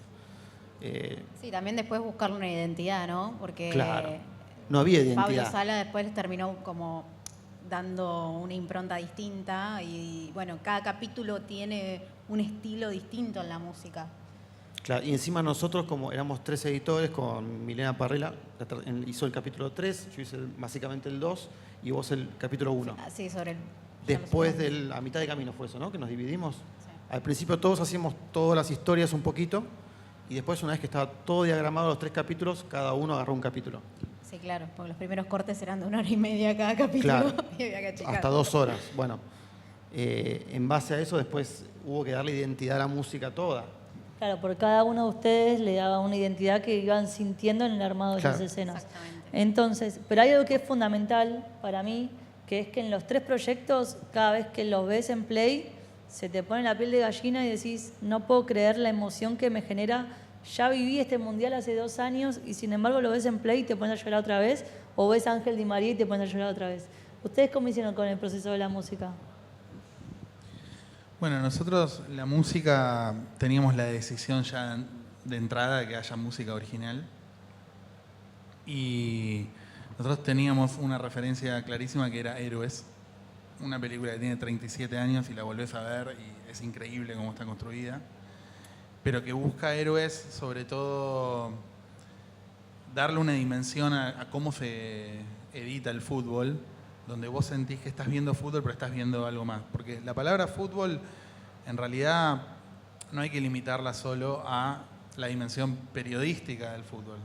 Al menos yo que soy muy futbolero y me gusta mucho el deporte también, y las historias a través del deporte, vos ahí explorás y ves que dentro del fútbol también hay una poética, que también hay una épica, que también hay cuestiones súper humanas, como las que expone Muchachos, por ejemplo, y nosotros sabíamos que no íbamos a poder tener la fuerza de las imágenes que tiene Héroes. Héroes se filmó en fílmico, no tienen nada que ver las cámaras con lo que fueron la transmisión oficial de México 86, pero nosotros sabíamos que rascando el material FIFA, yendo a esas cámaras que no son parte de la transmisión en vivo, pero que es lo que te muestran en el entretiempo, lo que te muestran al final de la transmisión, que hay mucha cámara lenta y mucha jugada de detalle. Bueno, nosotros íbamos hacia una música original que deje lugar a que puedan entrar y salir los relatos originales de los países, también usando la lógica de que a veces entran relatos en francés, a veces entran relatos en inglés, a veces entran relatos de distintos periodistas argentinos, a veces en árabe, pero que esos entran casi como algo revivido, como un eco medio fantasmagórico, no toda la escena cubierta por eso. Pero tenía que ser una música que deje espacio para que eso suceda, una música que tenga mucho de quiebre, mucho de colchón, pero que por momentos se vuelva protagónica para acentuar algo. Y eso nos dimos cuenta que era, bueno, es muy a medida, tiene que ser una música original. También, a veces en el diálogo con el músico, era como muy vehiculizado por mí, y era, necesito algo que me dé esto que pasa cuando Leandro Paredes le patea la pelota al Banco de Holanda. Y a veces pasaba que esa música que él componía para ese momento no calzaba, pero me servía para otro lugar. Entonces, el tiempo era tan corto que también había mucho de reciclaje. De esta idea que quedó frustrada para ese momento que no funcionó, la usamos para este otro lugar y ahora para este que funcionó dame algo parecido. Y era todos los días, lo volví loco, pobre. A Juan de Aramo le mando un abrazo. Pero trabajamos pensando en armar una galería que pase por distintos estados emocionales, con palabras clave que suenan feas, pero que es remontada, por ejemplo. Hay una canción que se llama Remontada, Gol de Arabia y así, pero eran palabras claves que usábamos para tener una galería que habremos tenido 30, 35 tracks, de los cuales finalmente por ahí usamos 20. Y los teníamos también con esta lógica de economizar el recurso, pedirles que los exporten por stems distintos para poder desarmarlos, para tener los instrumentos por separado y por ahí en algún momento estirarla, hacerla durar más, medio la lógica del acordeón sobre el contenido narrativo de la secuencia, bueno, musicalmente también. Y además compraron la canción de La Tela de Mela, ¿no? ¿Tenían ustedes? Al final de la película, para momentos de los títulos de crédito, también esto también muy interesante de lo que es el trabajo en conjunto, en equipo, que nos fuimos a Archipiélago Post a hacer lo que iba a ser una tarea técnica, el online, el reemplazo del FIFA, pero bueno, ahí estaba Jonathan Smeke y su equipo, y ahí estábamos sin secuencia final, que nos pasaba un poco lo que decía Luz, teníamos que hacer una secuencia final larga, nosotros teníamos un material ahí medio exclusivo, que teníamos las cámaras de los jugadores cuando estaban arriba del micro llegando, pero no le encontrábamos cómo eso iba a quedar con el tono. Parecía una escena que parecía más de la película Muchachos que de la nuestra, porque de repente era todo como con celu, de Paul filmándose tipo en una selfie, era como un código que no había estado tan instalado. Y ahí Jonathan, que estaba haciendo una tarea técnica de reemplazo, se le ocurrió una propuesta para hacer con una música de Woz, y fue como escucharla y los productores dijeron, mañana hablamos con Woz, la compramos. Después, para todo lo que fueran títulos de crédito, se usaron música que no era original nuestra, digamos los hits que todos conocemos, pensando también que en el lanzamiento en cines también iba a suceder esto, que la cosa se vuelve medio un evento y que era como un poco la gente gritando los goles. Una fiesta iba a ser. Sí. Muchachos tiene el famoso cantito del Mundial. No, usamos solo una versión cantada en la cancha de Muchachos, no usamos el tema original, ponele. En nuestro caso fue bastante más ecléctico todo, porque la película en sí es bastante más ecléctica y pastiche y nos permitimos jugar más con esas cosas. De hecho que en un momento surgió, había un chamamé, como que fuera más federal, que queríamos que haya cosas variadas musicalmente. Tenemos varias inclusiones y no tuvimos música original en un comienzo, fue todo como el proceso al revés. También se nos dio como esa libertad de pusimos lo que quisimos y después entraron los músicos a hacer sonalikes de toda esa música que habíamos usado. Sí, creo que sí teníamos la elección de que no sea una película de épica, digamos. O sea, tiene una parte épica, la épica deportiva, pero sí en este tono de que sea un poco más ecléctica la película. Usamos un montón de referencias, no tenía una línea común. Sí, después entre esas referencias teníamos una película la música de una película que nos gustaba mucho, la música, porque la verdad que la película no la vi, de Lucy Patané. Y se juntaba, Lucy vino a la isla, vio los primeros armados, vio el uso que le estábamos dando, le gustó, pero le dijo al director, es imposible que yo pueda rehacer o hacer versiones de esta música. Así que finalmente usamos el soundtrack de otra película. O sea, los momentos sí que son más épicos o más dramáticos están construidos a partir de la música de otra película que se llama... Hizo temas nuevos también, pero la base era esta de Hécate, que es una película que la música está buenísima. Nosotros somos admiradores de Lucy y la conocimos, así que estamos re cholulos ahí con ella. Y ella se recopó y por suerte le gustó lo que estábamos haciendo. Y luego vino otro músico, que no retengo el nombre ahora, pero fue el que rehizo todos los temas que nosotros habíamos usado de sostén para otros momentos de la película. Y también, ahora me acuerdo que habíamos trabajado junto con el director, con un músico para una serie que habíamos editado, y cuando llegó el momento de cerrar la película no encontrábamos el tema, y con el director nos miramos y dijimos, bueno, usemos que ya lo conocemos. Y ahí sí el músico, hablamos con ese músico y hizo una versión específicamente para Muchachos de un tema que nosotros ya conocíamos, pero que calzaba muy bien, así que es ecléctico, no hubo una persona encargada de la música y nos dio esa libertad, y creo que quedó buena la peli en ese sentido también, porque le sumamos score y también muchas inclusiones que también teníamos ganas de poner chacarera, de poner woz, de darle como una amplitud, porque la verdad que había sido un hecho tan masivo que había puesto a casi todas las personas a festejar el Mundial. Eso estaba bueno, quedó retratado, creo. Creo que nadie se puede sacar de la cabeza vos con Sean Eterno, ¿no? Entonces a partir de ahí es como que todos lo queremos incluir en cualquier cosa de mundial. Sí, es un... Sí, igual se sabía que íbamos a usar los clásicos, es el de la tela M estaba el de Woz y otro más que no me acuerdo. No, pero digo de los que habían sonado ahí en el Mundial a full, como que estaban todos, los metimos. Está muy bien. Bueno, voy a hacer 3 comentarios, o quizás son 2, o quizás es 1, porque no me acuerdo si me voy a acordar los comentarios, medio anecdóticos y de cierre. Si alguien quiere hacer una pregunta, a partir de ahí también lo puede realizar. Pero voy por acá. Primero que me cuenten, sé que ustedes estuvieron en la edición, así que quizás lo vieron de refilón, alguien más de cerca, alguien más de lejos.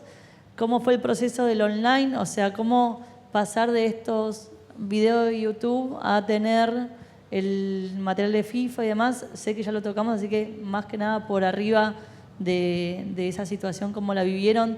¿Cómo vivieron ustedes tener material de la gente y si tienen algún hecho gracioso para contar?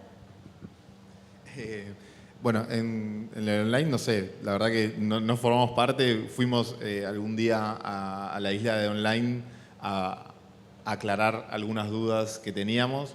Ahí sí sufrí, tengo que decir, porque hubo cosas que no quedaron exactamente iguales, porque el material que venía de FIFA no era exactamente el que nosotros habíamos usado, el frame rate de ese material, entonces algunas cosas no quedaron iguales. Creo que ahí sí me trajo un mal recuerdo.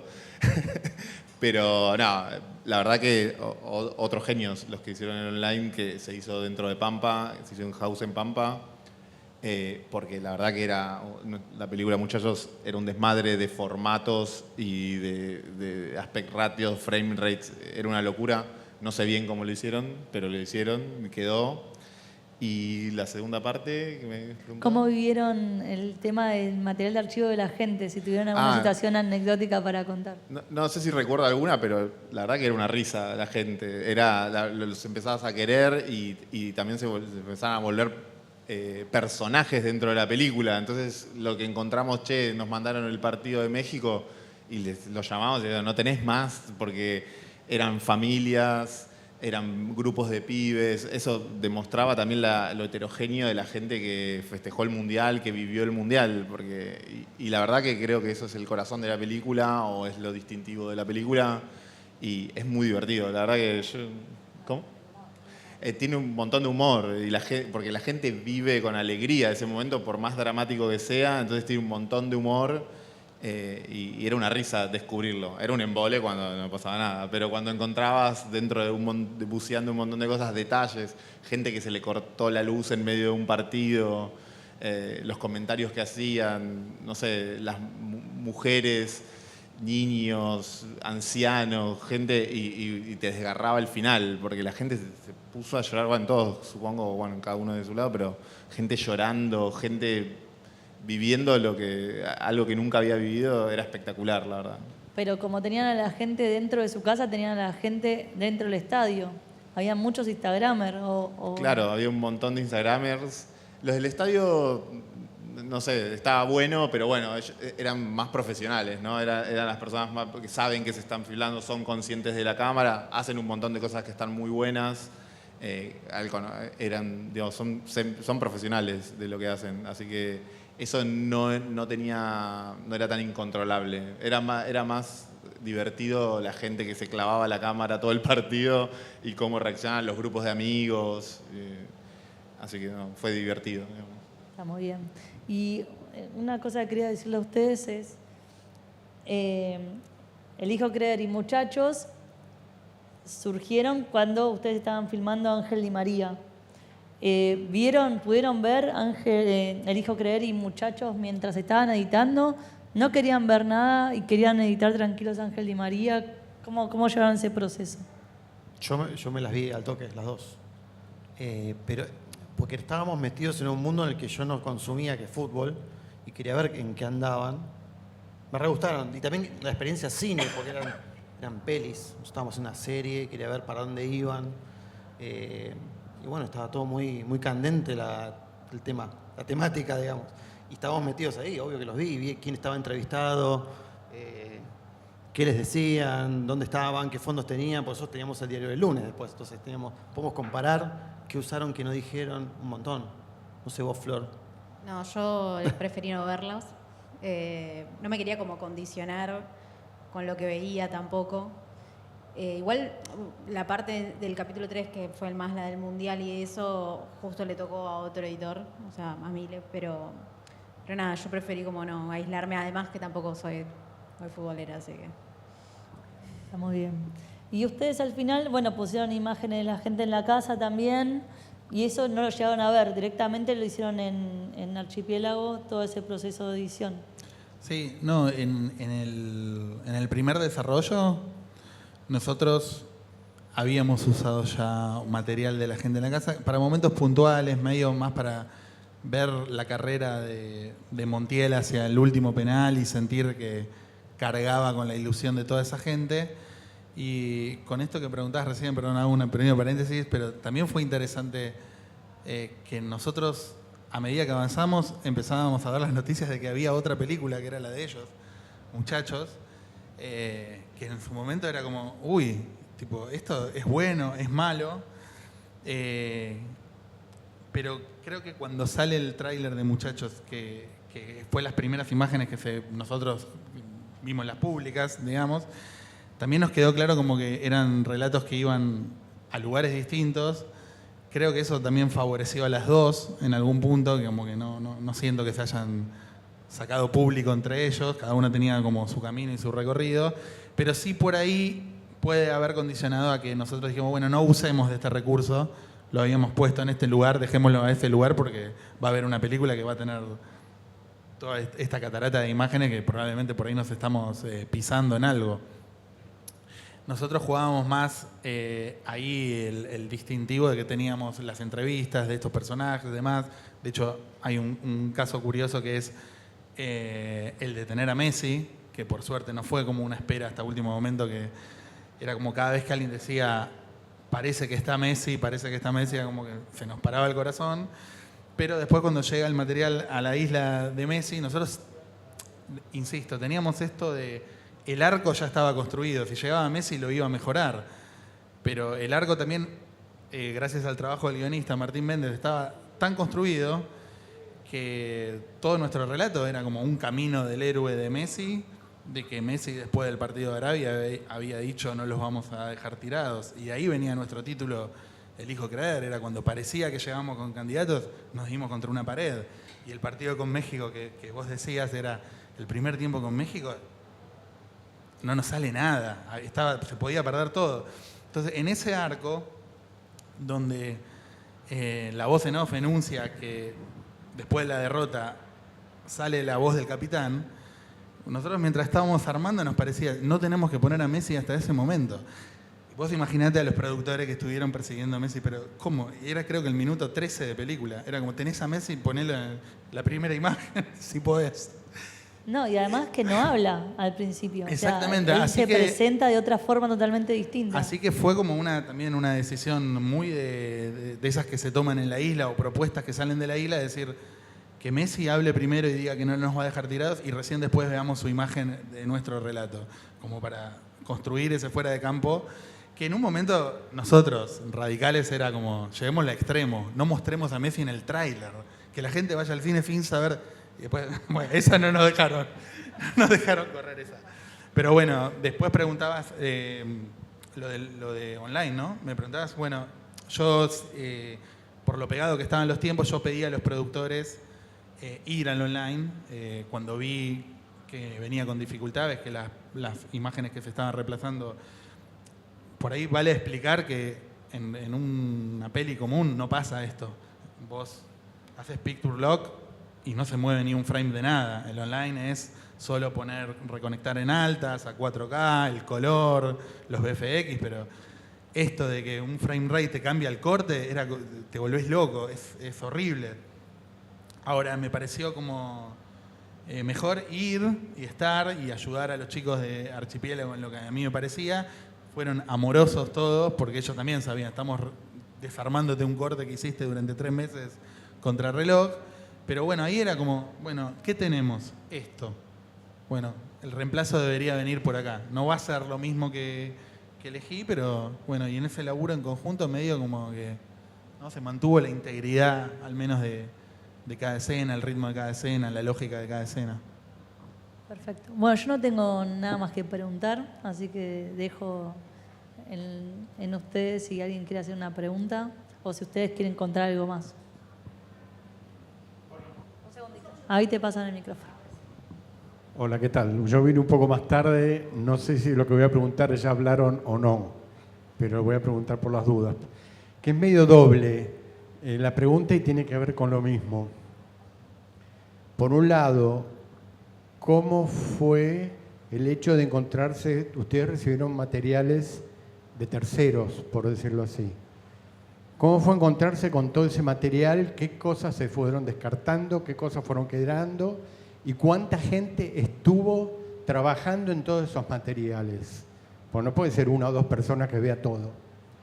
Y por otro lado, ¿cuándo fue, desde que porque casi las 2 películas se estrenaron 1 año después de ganar el Mundial, durante todo ese año, ¿cuándo fue que dijeron, bueno, basta? Hasta acá llegamos, con lo que tenemos, lo hacemos, o se fueron agregando, no, pero está esto, no, pero apareció esto, otro. Bueno, no sé.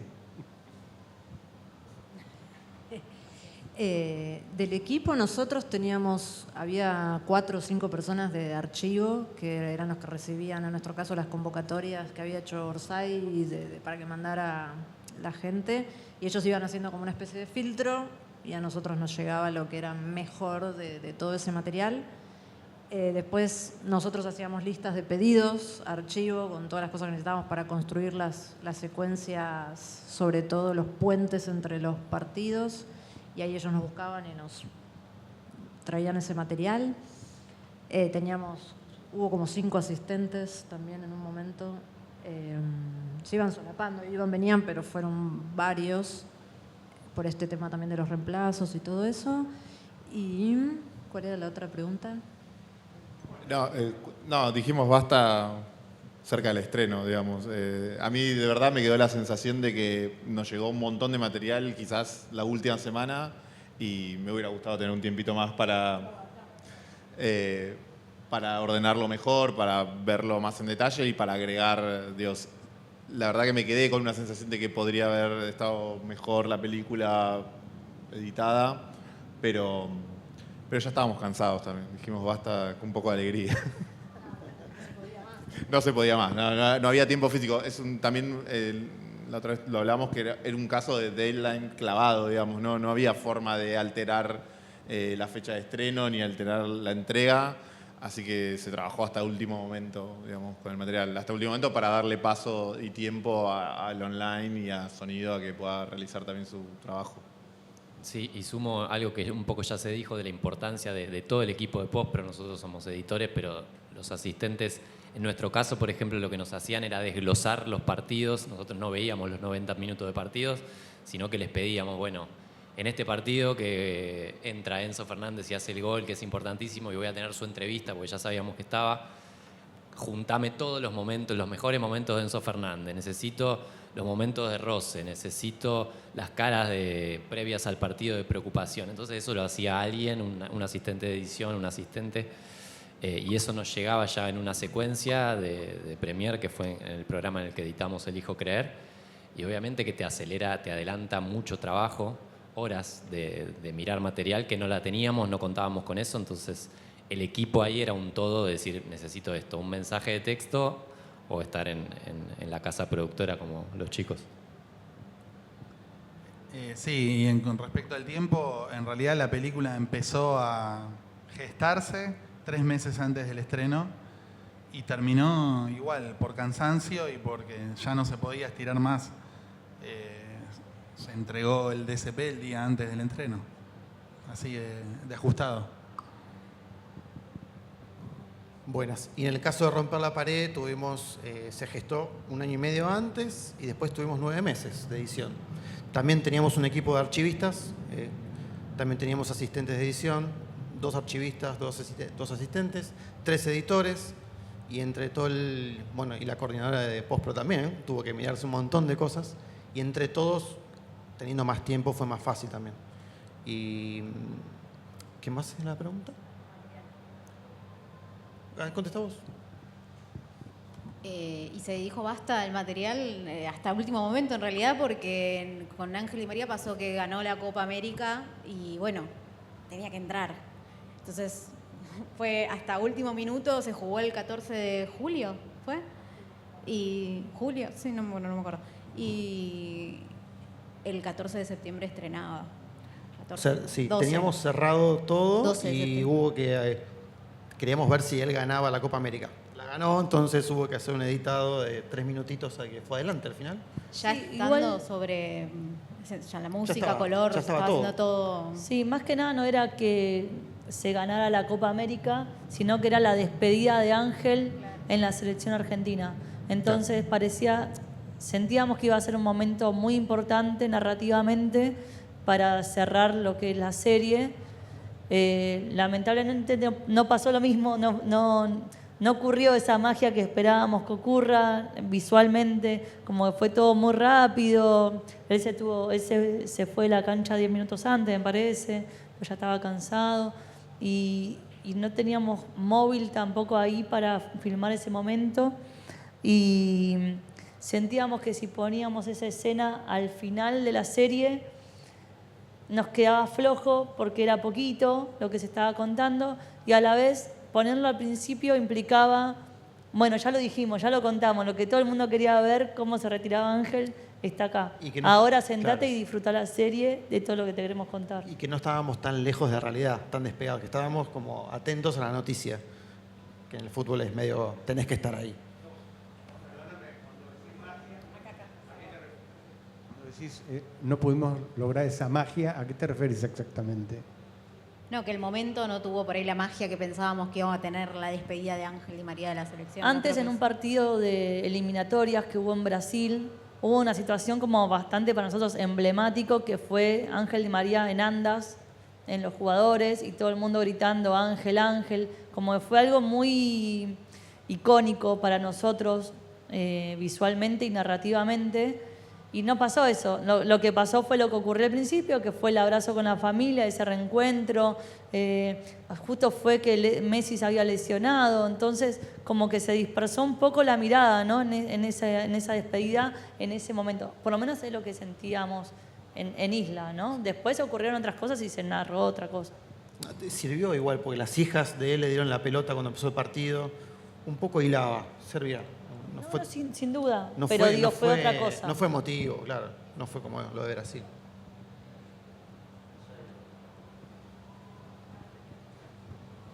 Buenas. Yo calculo que el director o la corrección de color final hace que parezca que sea todo un mismo proyecto. O ponerle Mana decía, yo le mostré a Pablo cómo venía editando y ahí le entendió más o menos mi forma y se fue editando. Mi consulta es, cuando son varios editores, por ejemplo, Tomás decía, yo edité el capítulo 2, ella el capítulo 1, tal el capítulo 3. ¿Cómo hacen para que, o sea, se nota mucho cuando edita uno o el otro? O, por ejemplo, está bien, te lo exagero, viene uno que edita tipo videoclip que en cada golpe de música te cambia el plano, o viene otro que cambia diferente, o cuánto tiene del toque de cada uno al final, para que parezca que sea la misma cosa. O ponerle con la corrección de color, no sé, este plano está sobreexpuesto, le bajo la exposición, pero corrijo el color porque después va a tener todo un color en general. ¿Cuánto de eso cambio? En Elijo Creer me acuerdo, por ejemplo, que obviamente cuando yo entré, Mana ya había editado el partido de Arabia y el de Holanda, y lo primero que armo es el de México y empiezo a mandarles a él y al guionista las primeras versiones.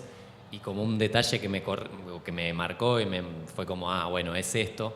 Me dice, más sanguchito, como súper técnico, pero era, bueno, lo que armaste va bien, pero tenemos los tiempos muy comprimidos, entonces lo que yo armé, aunque parezca que es lo que vos armaste, está todo mucho más solapado. El relato entra muy pisado con la voz en off, con los testimonios, entonces era una cosa súper sutil, pero bueno, como una indicación casi deportiva. Y en eso me parece que lo clave es la confianza creativa. Obviamente que Mana, cuando le dicen, che, hay que llegar a esta fecha, él no llamó a alguien a quien no conocía. Me llamó a mí porque habíamos laburado varios años juntos y es confianza en que lo que armé vos lo podés hacer y tenemos que ir a la par. Jugar juntos fue un poco así en nuestro proceso, que era una misma película. O sea, no nos servía a nosotros la separación por capítulos, teníamos que contar lo mismo juntos. Igual, yendo más allá de los proyectos, hay muchas veces que los editores distintos o formas de editar distintos, si sabes encauzarlos y ponerlos en valor para que le sumen al proyecto, está bueno. Que no todos hagamos exactamente lo mismo de la misma manera. El tema es encauzarlo. Sí, es clave para mí Nosotros en Romper la Pared con Flor nos conocemos de muchos otros proyectos, pero éramos 3. Milena no. Y nosotros tuvimos un pantallazo general de los 3 capítulos y recién a mitad de camino nos dividimos cada capítulo con Milena cuando entró. Y ahí fue clave Sofi, el director con Juan y también Andy, el productor, que tenían una misma idea. Entonces iban viendo en Isla que ciertas pautas sean las mismas, las maneras de contar los partidos, cómo entran, como decían los relatores, eso va amalgamando todo. Para mí algo importante que pasó en Romper la Pared y que yo bastante apoyaba era que se tomen un rato en ver el capítulo 1 que hizo Flor. Tomate un rato en ver el capítulo 2 que hizo Tommy. Tomate un rato en ver el capítulo 3. Empezá a sentir cómo se está construyendo cada capítulo, porque si vos lo ves, la serie, para mí es bastante distinta la forma de edición que hay en cada uno. Ya sea la temática como la edición que hicieron cada uno de ellos. Entonces, ese tiempito que se tomaban, para mí cambiaba bastante la serie, o sea, cómo lo iban construyendo. Yo lo notaba, de estar de una isla a la otra, de repente sentarme y decir, hiciste lo mismo y te quedó buenísimo porque agarraste este plano en el que, y así sucesivamente, como que pasaban unas magias lindas en la isla. Sí, después también o sea, para ahí dividir segmentos que eran iguales, como no sé, tenemos las presentaciones de las locaciones, de situaciones de mundiales, de eventos deportivos donde Ángel participa y demás. Te encargaste de hacerlas vos, ponele como para que unifiquen. Sí, las presentaciones de los mundiales, o había ciertas temáticas que se repetían y ahí sí, quizás en un primer momento uno lo agarraba y Después se iba moldeando, se replicaba. claro. Pero también la diferencia con El Hijo Creer y con Muchachos es que esto era una docuserie. Entonces tiene un poco su identidad cada parte. Es distinto que la peli, que es una. Tiene algo distinto. Se cuenta distinto para mí. Y está bueno, sí, también. Bueno, no sé. Nosotros trabajamos juntos mucho, hace como 10 años. Creo que hace 10 años que digo que hace 10 años, o sea que debe ser como 20. Entonces también tenemos como muchos códigos compartidos, cada uno con sus particularidades, pero nos entendemos bastante. Y también creo que vamos tomando los hallazgos de cada uno, nos los apropiamos y así se va también armando algo más, una identidad que no sé, es nuestra. Sí, además está bueno lo que decía Sofi, de estar viendo constantemente lo que el compañero hace. Eso ayuda un montón. Y también en nuestro caso muchas veces nos intercambiamos las secuencias. Como que si veo... no porque esté mal o bien, sino porque me parece que les hace bien. Esta teoría del acordeón, de que la película iba cambiando constantemente porque llegaba nuevo material. Quizás en una segunda instancia agarraba yo lo que Luz había hecho o lo que Santi había hecho. Y la visión también del director, ¿no? Que, o sea, se sienta con cada uno de nosotros y va tratando de darle como una línea a la película. Es una mezcla de todo. Yo creo que el espectador quizás no lo note, a no ser que sea muy disímil, pero también está bueno que cambie la película, que en algún momento la película se nutra de otra forma de ser contada, también la actualiza y también es interesante para ver. Y quería agregar una cosita más que para mí no es menor y me parece que es como bastante importante, que es el trabajo en equipo, ¿no? Cuando trabajás, o por lo menos es lo que sentí yo al momento de armar estos 3 equipos para contar lo que fue el proceso de documental, yo sentí que tanto en Mana, como en Pablo, como en Tommy, como en Flor, Luz y Inti, y todo el equipo que está alrededor, que no está acá hoy, pero que sí estuvieron en el proceso, es la humildad en construir una escena y permitir que esa escena la agarre otra persona y no sentir que perdió la identidad, sino que al contrario, sumó más fuerza y más emoción, ¿no? Al momento de contar, porque son 3 proyectos audiovisuales distintos, sin embargo son iguales. Lo que se está contando es lo mismo en el fondo, en un punto. Los 3 hablan sobre el Mundial y sin embargo los 3 te emocionan distinto. Hay una cabeza en cada uno que los hace únicos, me parece a mí.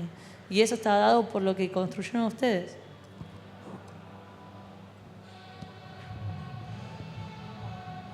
Se armó ahí fuera. Hola, bueno, primero felicitarlos por los trabajos muy buenos. Y mi pregunta es más particular. Me gustaría saber qué parte los conmueve más de la película y en la serie, qué capítulo sienten que ahí encontraron el alma de lo que estaban haciendo. Arrancamos con Ángel, no sé. No sé, en lo personal, por ahí te puedo responder, una escena que a mí me conmovió mucho desde el momento cero de armar la estructura fue lo de Mía, lo de la hija de Ángel. Esa parte fue tremenda de armar y cuando la vimos terminada con la música fue como, wow, quedó como mejor todavía de lo que estaba.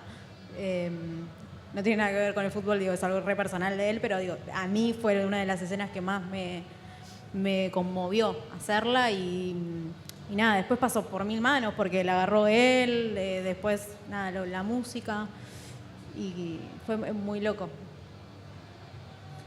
Para mí, mi parte favorita de Muchachos es un archivo de unos chicos que están festejando y se les cae el teléfono y el teléfono cae un montón de pisos y cae boca arriba y y los enfoca. Milagrosamente el teléfono cae y se siguen viendo ellos en el balcón y siguen cantando, no les interesa que se cayó el teléfono, qué sé yo. Para mí eso resume un poco el espíritu, digamos, que tiene humor, tiene como pasión, tiene contingencia y vamos a ganar el Mundial. Mi parte favorita del Hijo Creer son varias, pero una que me acuerdo ahora es cuando el Dibu habla de que le pasa a Blem a la Copa del Mundo y que él le cambia los días, que en Inglaterra siempre son nublados y que mira la Copa del Mundo y sonríe porque eso le hace bien y le trae un buen recuerdo. La forma en la cual lo dice, hay como algo en una textura en su expresión que para mí es muy linda. Coincide esa escena, que eso es lo último que se editó y que nosotros estábamos también con el cansancio en los hombros y demás, y lo último que se editó fue cuando llegamos al previo de AFA y íbamos a grabar. El utilero tenía la copa, la de verdad, y nos dice, ¿la ponemos? Bueno, obvio. El tema es que esa copa que estaba puesta ese día ahí, cuando vino la otra fecha FIFA, teníamos que estar seguros de que esa copa vuelve a estar. No podíamos dejar que nuestros protagonistas se despidan en la película agarrando la copa y que después no esté para otro. Bueno, así que ahí hubo que hacer una gestión también para que eso vuelva a suceder. Pero es verdad que cuando, sobre todo jugadores debutantes, Julián, Enzo, les decías, bueno, terminó la entrevista, ¿querés agarrar la copa? Y la agarran como si fuera un bebé. ¿Viste? La acarician, la miran como esperando que les devuelva la mirada. Y eso justo también coincidía que nosotros también estábamos soltando la película. Así que por ahí la conexión emocional viene por ese lado. Faltó yo. De romper la pared también me quedo con lo emocional. Las escenas de... Me acuerdo la de Miguel, la que está en el tráiler, de hecho. Es rarísimo lo que voy a decir, que el tráiler...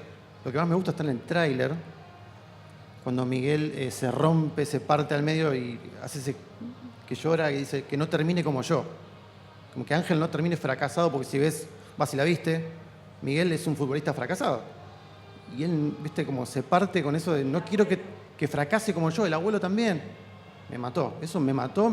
Y cada vez que lo veo, vi el tráiler, lo hicimos 1000 veces y me sigue emocionando. Rarísimo. Y también lo de Mía, por ser padre, me mata. La parte de que Mía nace con ese problema respiratorio y que es así chiquitita y con la música, y eso que la monté yo en crudo después, y con la música es peor. Cada vez que la veía me hacía más mal. Capítulo 2, que encima me tocó a mí. Terrible, bueno, nada, emoción, mucha emoción.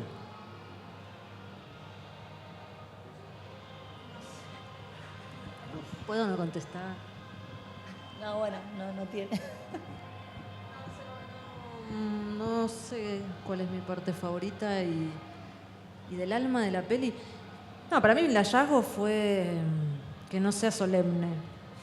O sea, creo que eso fue lo que más disfruté de la peli. Que no cae, o sea, como que había algo que ya sentíamos, o sea, yo sentía que ya estaba dado por la memoria colectiva. El material ya tenía un montón de cosas que no había que hacer mucho esfuerzo. Entonces me parece que lo que más me gustó fue justamente encontrar lo humano alrededor de todo el fútbol.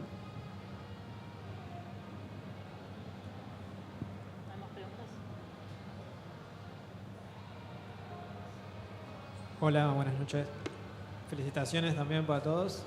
Y me llamó la atención de que la mayoría de los editores no son futboleros.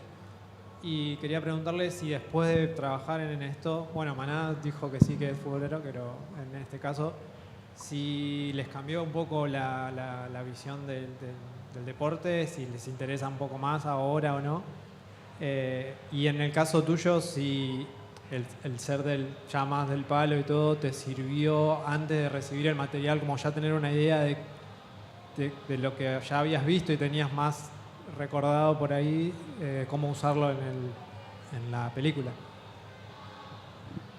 Sí, a ver, como te decía antes, para mí el fútbol es una dimensión que engloba muchas otras, ¿no?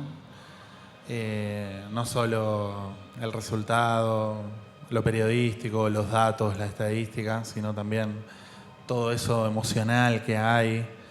la épica del fútbol, la poética del fútbol.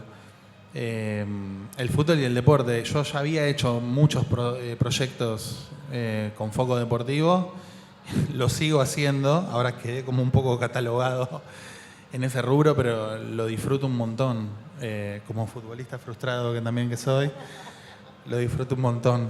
Y bueno, no sé ustedes si se volvieron más futboleros. No, pero sí entiendo la mística que genera y lo que genera en la gente, y salí a festejar el Mundial, como loco. No entendí bien por qué, pero sí, la mística de Messi. No sé, hay cosas que me gustan mucho, lo que genera en la gente, lo que generan en todo, ¿no? Hasta en la política. Está buenísimo. Eso.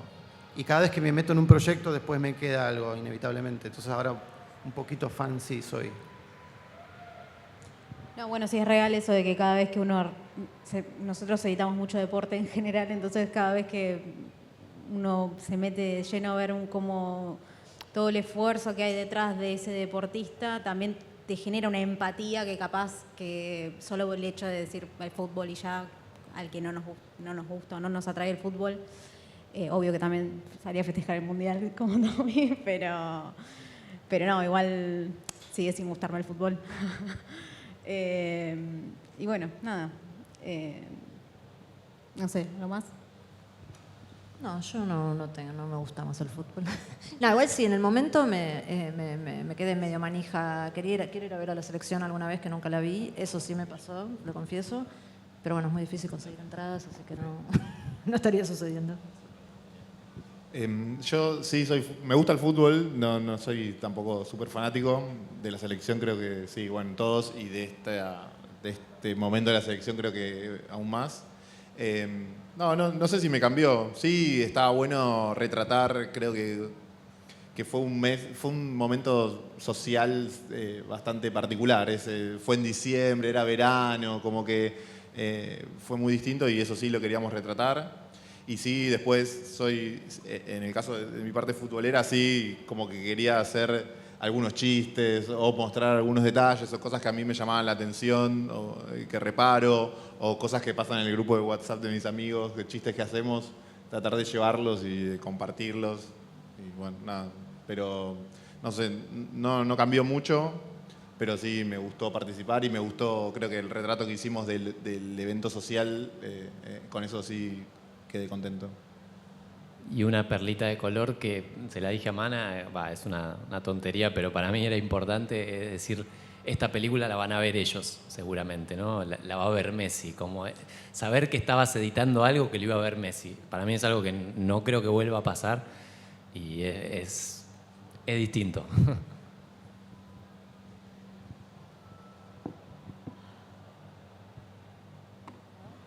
Bueno, por último, vamos por cerrar esta situación. No sé si pueden presentarlo.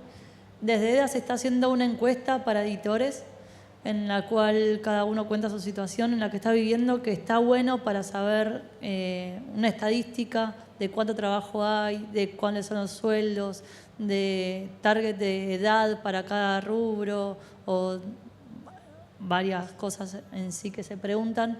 Si pueden completarla en algún momento estaría bueno, porque la verdad que ayuda un montón esa información para seguir creciendo, saber qué condiciones laborales vivimos, qué situaciones económicas vivimos, si hay diferencias económicas entre hombres y mujeres y las edades. Hay muchas veces que encontramos que a los 50 años hay menos personas trabajando que a los 30, que a los 40, que a los 20, y qué tipo de producciones se están haciendo con el país en el que estamos ahora o el que estuvimos antes.